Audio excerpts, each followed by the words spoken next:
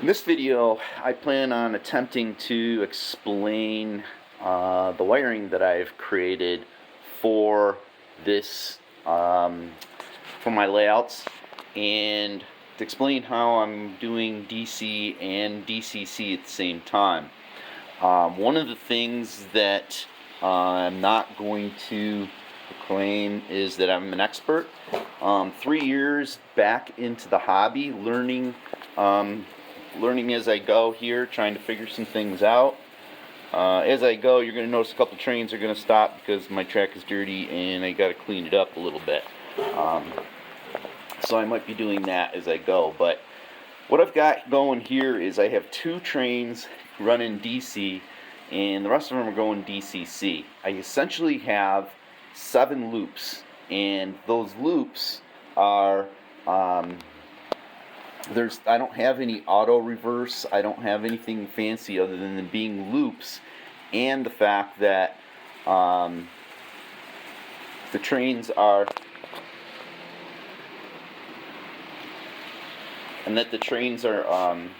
each line is connected by a Kato double crossover.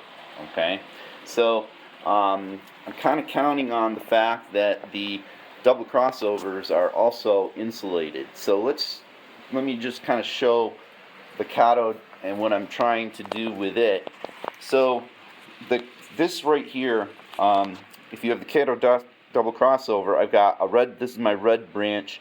This is my this is my red branch. This is my red line. So this is the main line, and this is a line that offshoots from it. The Kato is insulated here in the center.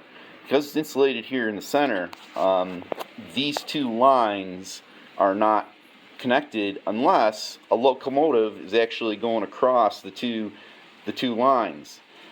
So if, let's say, I have DC on the red branch and DCC here, I have to make sure that they don't stay connected. So as long as the switches are running straight through, I'm in good shape. If they turn, then I'm going to be in bad shape, because now the DCC and the DC will be connected. So I'll show you how I actually physically wire disconnect that. And the other thing I do is I have these little wooden wedges that I have created. These wedges I stick inside of here, and you can see they're actually kind of hard to put in, which is a good thing. And that wedge allows the train to pass through, and you'll see the train pass through here in just a second, but it also blocks. So let's say that this switch got turned, this locomotive is going to slam into that wedge and it's not going to cross this other side of the switch, but you can see that a train will pass without hitting that little wedge. So that's kind of critical, because I've created a test out, or an emergency, just in case something goes wrong situation, so that I don't cross 2 power supplies at the same time. So my whole layout, the other thing I need to do is I want to create something. Right now I put little pieces of wood in the wedges here so these don't get accidentally switched, because that can happen as well. I'm not using those little pieces of wood, but I'm also the only one running on the layout, so I'm not too overly concerned with it. If I am with multiple people, I have little wooden wedges I stick in there. I don't like to do that because I don't want the little wooden wedge to fall inside of the turnout, but that's what I do. So there's my emergency, just in case wiring gets crossed, or just in case a switch gets thrown, or a derailed locomotive happens to go through here. So that's how I make sure that the 2 power supplies don't get crossed, because you don't want your DC and your DCC to cross. So if I look at, I have several crossovers. This one goes red branch, but I have this crossover, and I'm definitely, this one is stopping something from happening, because right now I have DC on this line and I have DCC on this line. Again, I do not want those to cross. Another thing you don't want is I also have 2 DC power supplies. So I might be using this if I have a DC here and a second DC power supply here running a second locomotive. Okay, I do have that situation here in the front. And in this case, in here, see if I can get an angle on here. In here I have that wedge, and that wedge, this line, okay, I have a locomotive that's going to be coming running. This New Haven that just went by is DC, and I just had another locomotive that ran on this one that's DCC. So these two are two separate ones. So just in case one jumps the tracks, I have that wooden wedge. I need to, like I said earlier, I do need to put this in.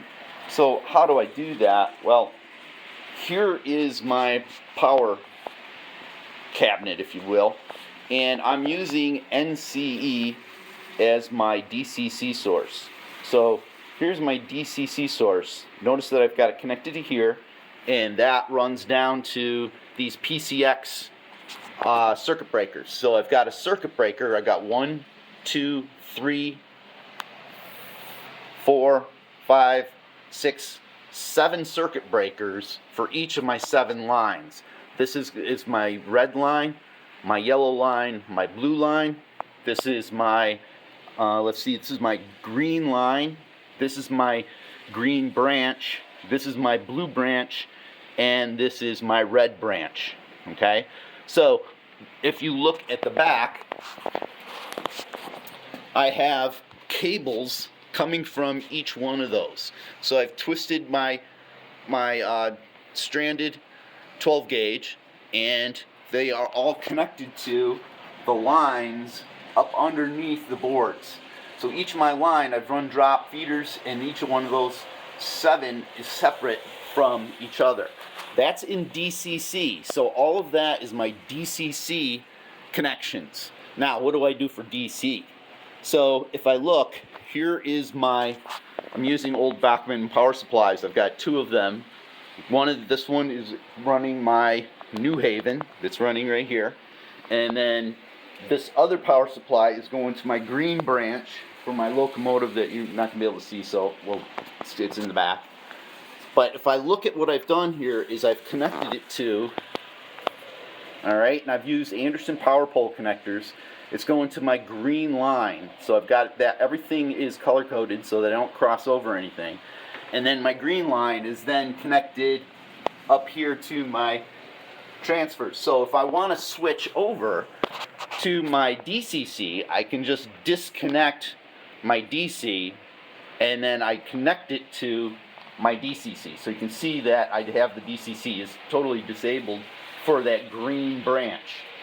So the key thing here is these PCXs, circuit breakers, allow me to jumper over across each one so that I have the power supply for the DCC, but when I run DC, right now I'm disconnecting. So if I look at this power supply, okay, that's going to, and I've color coded gray, pink for my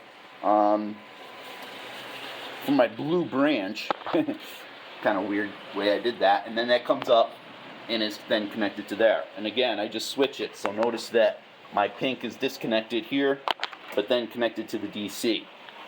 In the future, I think it might be neat, and I have them already, is I've got center off, double pole, double throws, so I can actually, instead of doing all that disconnecting of the wires, I can just use the switch to switch from each one back and forth. Now, again, what's critical here is knowing exactly where you are. So if I want to switch and say, okay, I don't just switch the wires, I got to make sure the locomotives are also off the tracks. Because if the locomotives are not off the tracks, then I'm obviously going to be sending a DC source to a DCC locomotive or a DCC to a DC locomotive. So there's a little bit of discipline, self-discipline that you need to have to make sure that I got one locomotive running a little bit too fast there. I'll slow it down just a bit. I think you had to get warmed up. I just turned them on. But yes, there has to be some self-discipline. So also look up here. This is my green to my green branch. This may happen pretty much a little bit more quickly, but you're going to be able to see a Delaware and Hudson come by here. That Delaware and Hudson is a DCC. Okay, and that's running on that line. And then coming around the bend here, coming close, is a CN, Kato CN, that is running DC. That's a DC locomotive running on that other track. So I'm counting on the fact that these Katos, again, are insulated right here in the middle. I'm also counting on the fact that hopefully nothing really jumps one track to the other track, because that could cause a problem. And as long as that doesn't happen and I keep disciplined in how I'm switching my switches and knowing my lines, I should be in good shape. It works. So I'm doing it, and it allows me to run my old, so that old New Haven right there, that's an old one. That's a 40-year-old locomotive of mine from when I was a kid. Well, maybe not a kid, I was in my early 20s. So I can still run that, because I debated making it a DCC locomotive, but if, I think if it ain't broke, don't fix it. So, and it runs pretty nice, so I don't really want to take care of that. And then, since I was going to do that anyways, I bought another DCCN, so that I had a DCCN locomotive, 1DC, but most of my stuff is DCC. If you can, I would rather, if I'd never had any DCs, I wouldn't have done this, but two things. One, it's kind of nice to be able to have multiple people come over to kind of run whatever trains they want. I would much rather the DCC. You can see how nice and smooth this, let's see, that NS, that Norfolk Southern runs really smooth. It's a Kato, and it runs really nice. This is an Atlas GP38-9. This is New Haven. It runs really nice and smooth. And those are DCCs. And then the nice thing with DCCs, you can switch tracks. So notice that here, if I really wanted to, I could flip this switch and make different locomotives go in different directions. But like I said, again, you got to be careful, because you don't want to cross those, and that's kind of how I keep them separate. Essentially, there's 7 different wired loops here, and because there are 7 different loops, I have the ability to separate the DC and the DCC physically through connecting the wires. So, I'm showing you something that I did. It's working. It's working for me. But like I said, the experts out there have been doing it for. I've only been doing this for 3 years. People who've been doing it for years and years and years will tell you that I'm doing something wrong, and it's probably true, because I'm not the super expert yet. But I have created a system that works for me. I can control it. I can make sure that I keep the two separate, and I'm keeping my power supply separate, and that's kind of how I did it. Again, I don't know how Digitrax or any of the other brands work, but I'm using NCE, and hopefully that gives a little bit of an explanation, and so that you know how my trains are running here.